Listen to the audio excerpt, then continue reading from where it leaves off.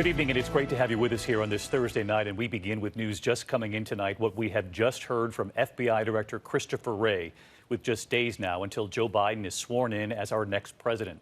The FBI also issuing a new bulletin warning authorities in the nation's capital and in the capital cities of all 50 states to prepare for a possible showdown against violent extremists attempting to take on law enforcement.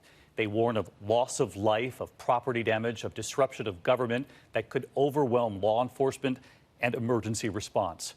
Authorities warning of the very real potential of new attacks following the deadly riots at the Capitol.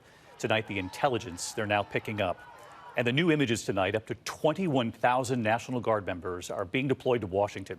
They will take up positions around the White House, the Capitol building, the Supreme Court, more troops than in Iraq and Afghanistan combined.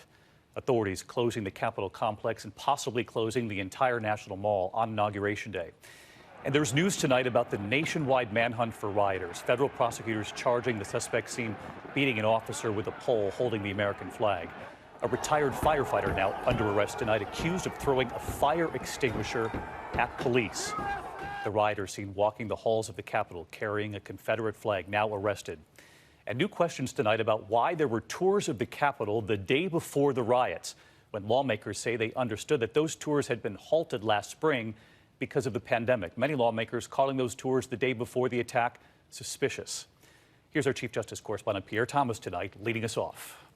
Tonight, a new intelligence assessment raising the specter of continued insurrection next week. The new FBI bulletin urges authorities in D.C. and all 50 state capitals to prepare for a fight or face the prospect that violent offenders could, quote, overwhelm local, state, and federal law enforcement. 6 days until the inauguration, and with an expected 21,000 National Guard available, there are now more troops in Washington, D.C. than U.S. military in Afghanistan and Iraq combined. Razor wire, blocked streets, a city fortifying itself.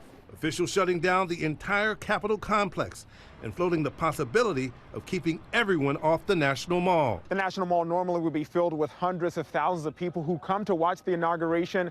Shutting it down would be unprecedented, but it shows you just how concerned officials are.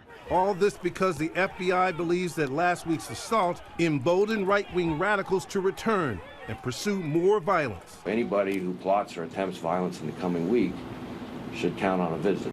Sources telling ABC News different groups from around the country appear to be coordinating. Overnight, FBI Director Wray briefing chiefs in major cities, telling them to be on the lookout for potential lone wolf actors that could blend in with more peaceful protesters. When you have people come down to peacefully protest and get a large crowd and some bad actors infiltrate that can turn a peaceful crowd into what we've seen in the past. At the same time, they're pursuing rioters by the dozen. Suspects like Kevin Seafried. Authorities say he's seen here carrying the Confederate flag.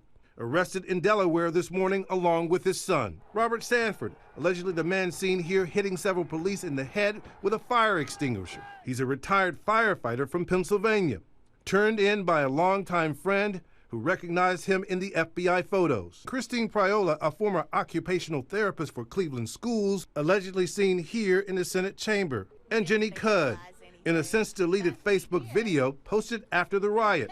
Authorities say she admitted to breaking into the Capitol. We did break down the Nancy Pelosi's office door. And tonight, more than 30 members of Congress are calling for an investigation, calling it suspicious that an extremely high number of outside groups in the complex on January 5th, the day before the riots, which is unusual given that public tours of the Capitol ended in March 2020 due to the coronavirus pandemic, and claiming that some of the visitors appear to be associated with the rally that preceded the riot.